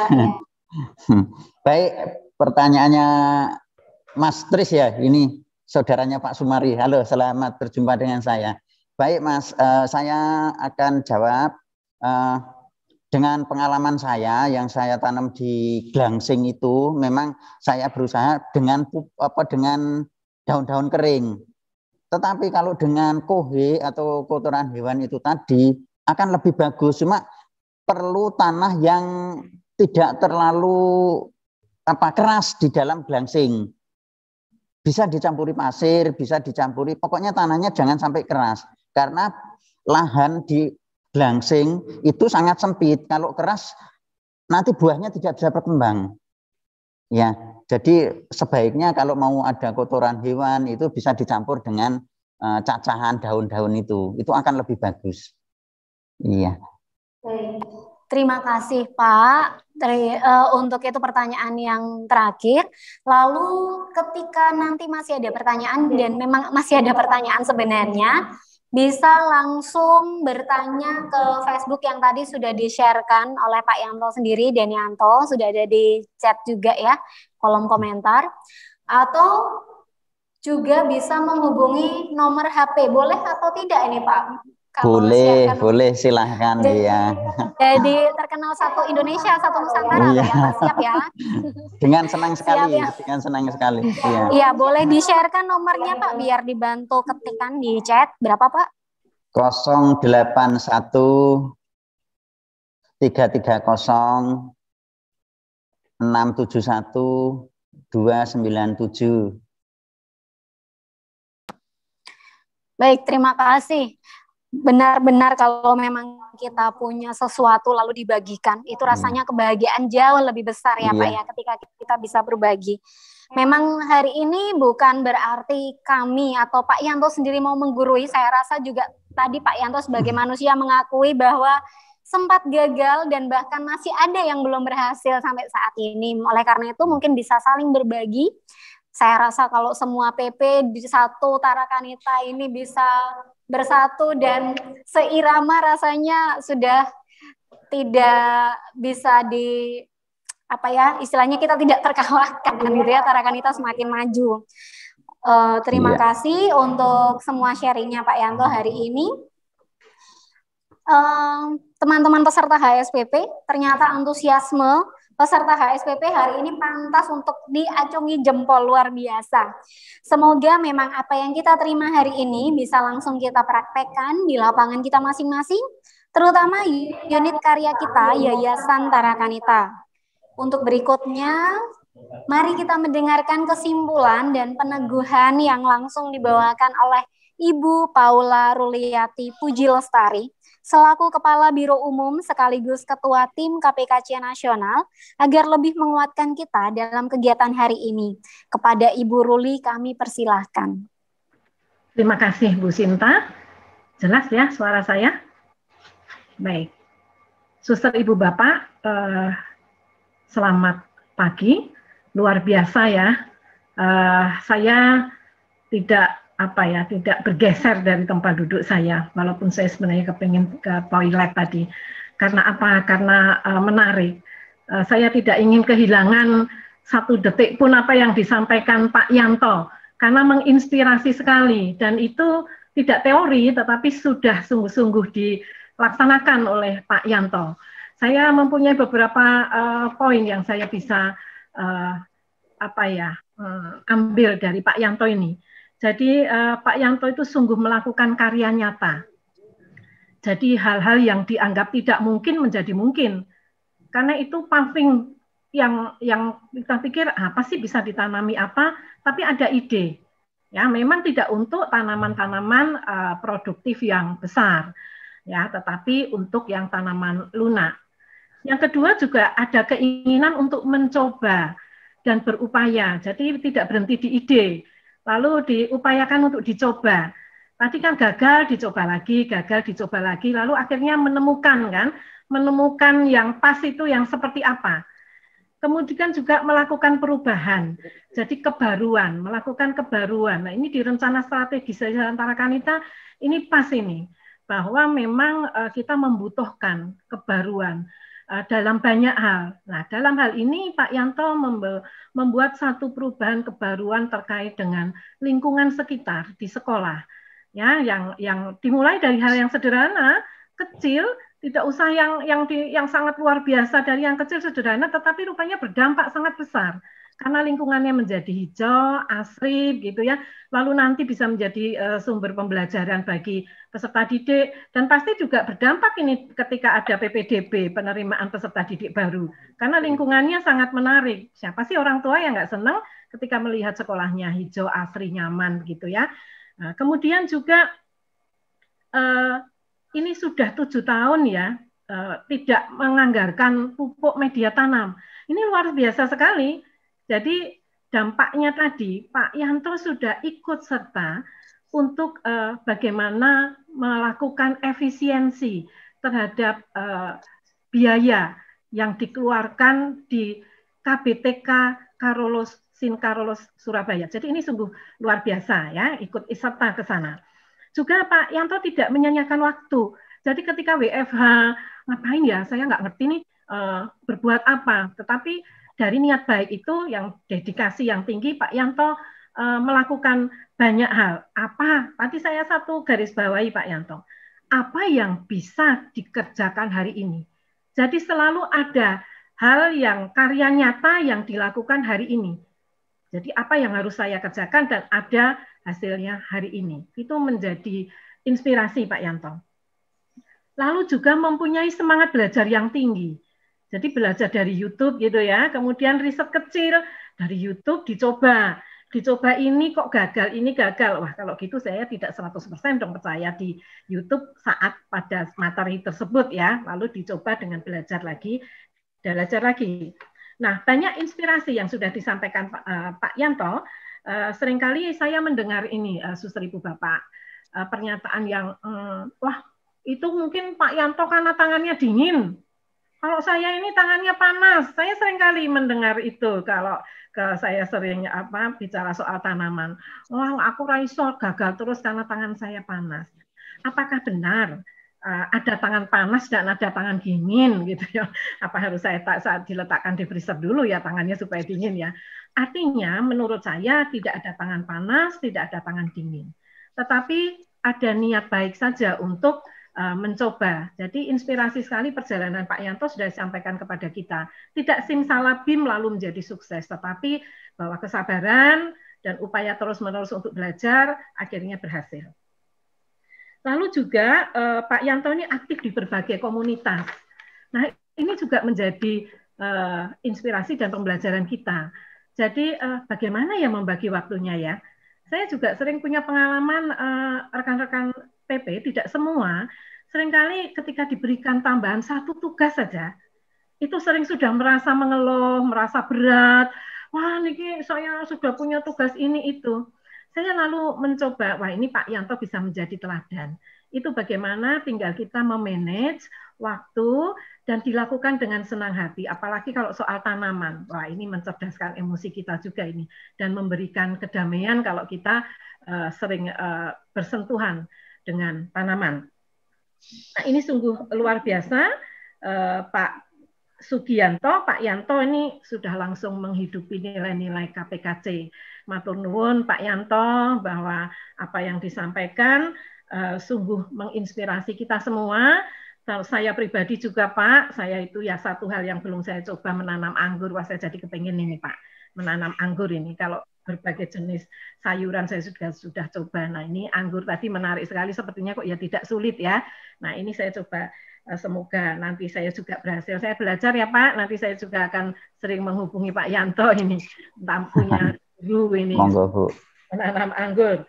Nah juga teman-teman, Bapak Ibu PP, Jadi tahun ajaran baru 2021-2022 sudah dekat, 3 bulan lagi kita memasuki tahun ajaran baru.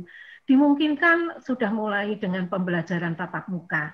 Nah, 3 bulan ini waktu yang tepat loh kita untuk mulai mempersiapkan, menyulap kembali, memelihara tanaman, kita hijaukan kembali. Pak Yanto hari ini menambah bekal dan juga semangat kepada kita supaya sekolah kita ketika tahun ajaran baru bertambah hijau, bertambah asri, juga bertambah sejuk, gitu ya, teduh, lalu menambah semangat ketika nanti para peserta didik masuk datang ke sekolah kita, menemukan, melihat sekolah kita yang hijau, tidak sedang loh selama pandemi hampir 1 tahun kok sekolah saya malah kering, namanya tidak seperti dulu lagi. Nah, mari rekan-rekan PP kita mulai benahi sekolah kita. Semoga semuanya juga bisa menjadi baik lagi. Nah, kepada Suster Yudit CB selaku Kepala Kantor Wilayah Surabaya, saya mengucapkan banyak terima kasih Suster karena sudah memfasilitasi kegiatan ini. Saya senang sekali karena di Surabaya ini tim KPKC wilayah juga langsung bergerak membuat tim dikomandani Pak Danang ini ya, mempersiapkan semuanya sehingga hari ini kita semua boleh mendengar, melihat gitu, mendapatkan kesaksian nyata dari Pak Yanto. Nah, itu yang pertama, sungguh terima kasih rekan-rekan juga Bu Sinta yang sudah memoderatori acara sehingga semuanya berjalan dengan lancar. Terima kasih juga kepada suster, ibu bapak, para kepala sekolah, para wakil kepala sekolah yang hadir, para suster pemerhati, juga suster ibu bapak tim KPKC nasional, terlebih kepada bapak-bapak PP yang hadir, yang setia, yang menjadi satu sama lain menyemangati setiap hari HSPP ini ya dilakukan. Nah, semoga setiap kali ada HSPP ini ilmu kita bertambah, kemudian juga bisa kita terapkan. Nah, itu suster ibu bapak untuk hari ini luar biasa. Saya akan menutup ucapan kalimat saya dengan artikel dari EG 75. Teruskanlah karyamu, Tuhan akan selalu memberkati dasar-dasar yang telah dibangun. Sekali lagi terima kasih kepada Pak Yanto, juga rekan-rekan PP, selamat mencoba menerapkan apa yang kita dapatkan hari ini. Terima kasih, Tuhan memberkati. Saya kembalikan kepada Bu Sinta. Terima kasih banyak Bu Ruli atas peneguhannya bagi kami semua. Demikian Suster, Bapak Ibu, serangkaian acara HSP bulan Maret yang bertajuk pemanfaatan lahan sempit menjadi produktif di masa pandemi. Semoga segala informasi dan inspirasi yang disampaikan oleh narasumber kita hari ini semakin memberikan kita ide, semangat untuk terus melakukan penghijauan di sekitar lingkungan kita. Terima kasih saya ucapkan untuk Pak Sugianto, untuk semua informasi, ide, inspirasi untuk kami semua hari ini. Benar-benar luar biasa Pak Yanto. Terus berkarya, sehat selalu, dan untuk kita semua ya. Mari Suster, Bapak, Ibu, kita berikan reaction di Zoom. Coba mungkin ada jempol, boleh ya, atau melambaikan tangan reaction aja di Zoom sebagai apresiasi kepada Pak Yanto untuk narasumber kita hari ini. Tak lupa, kami juga mengucapkan terima kasih yang sebesar-besarnya kepada Biro Personalia dan Biro Umum Yayasan Tarakanita yang telah menggagas diadakannya kegiatan Hari Studi Pembantu Pelaksana pada hari ini, serta terima kasih pula kami sampaikan atas keterlibatan aktif seluruh peserta HSPP pada pagi hari ini. Sungguh tidak terasa waktunya karena semuanya sangat aktif dan benar-benar terkesima dengan apa yang di-sharingkan Pak Yanto hari ini. Seluruh karyawan PP dan tim KPKC dari seluruh wilayah Yayasan Tarakanita, mulai dari wilayah Bengkulu, Lahat, Jakarta, Tangerang, Yogyakarta, Jawa Tengah, dan juga Surabaya. Semoga kita semakin satu hati dan satu semangat menjadi pejuang-pejuang KPKC di unit kita masing-masing. Tidak lupa juga kami mohon maaf yang sebesar-besarnya apabila dalam pelaksanaan kegiatan hari ini ada yang kurang berkenan di hati suster, Bapak, Ibu sekalian. Sempat tadi ada sedikit trouble di awal, kami mohon maaf yang sebesar-besarnya, baik yang kami sengaja maupun tidak kami sengaja. Baik, Bapak, Ibu, suster sekalian yang terkasih, kita akan mengakhiri kegiatan kita pada hari ini dan kita akan menutupnya dengan doa dan mengucap syukur. Mari kita berdoa dalam nama Bapa dan Putra dan Roh Kudus. Amin. Allah Bapa yang ada di dalam surga, kami mengucap syukur kepadamu atas segala penyertaan serta pendampinganmu sepanjang acara hari ini. Sehingga seluruh rangkaian acara pada hari ini dapat berjalan dengan lancar. Bapa, mampukan kami semua agar untuk dapat menjadi perpanjangan tangan-mu, menjadi pejuang-pejuang lingkungan hidup di sekitar kami, dan mempersembahkan segala upaya kami ini untuk memuliakan nama-Mu. Bapa yang Maha Murah, sebentar lagi kami akan undur diri dari kegiatan HSPP hari ini. Kami hunjukkan kehadirat-Mu melalui perantaraan Putra-Mu yang terkasih, Tuhan kami Yesus Kristus. Amin. Kemuliaan kepada Bapa dan Putra dan Roh Kudus, seperti pada permulaan, sekarang, selalu, dan sepanjang segala masa. Amin. Bunda Maria Bintang Samudra, doakanlah kami. Santo Carolus Borromeus, doakanlah kami. Bunda Elizabeth, doakanlah kami.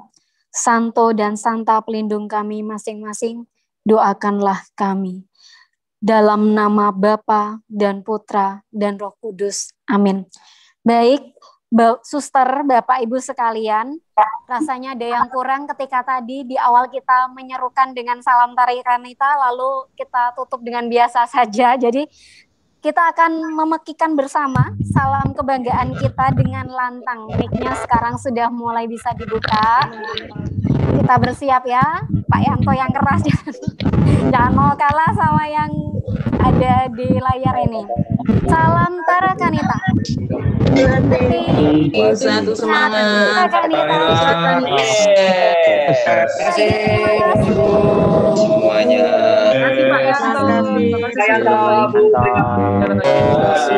Terima kasih Bapak Ibu semuanya. Sebagai protokol kesehatan jangan lupa Semuanya. mencuci tangan, menjaga jarak 1 meter dari kerumunan dan mobilitas. Terima kasih semuanya. Saya undur diri. Salam sehat semua. Selamat siang, suster, Bapak, Ibu. Terima kasih. Selamat siang. Terima kasih. Kita semua. Terima kasih. Terima kasih.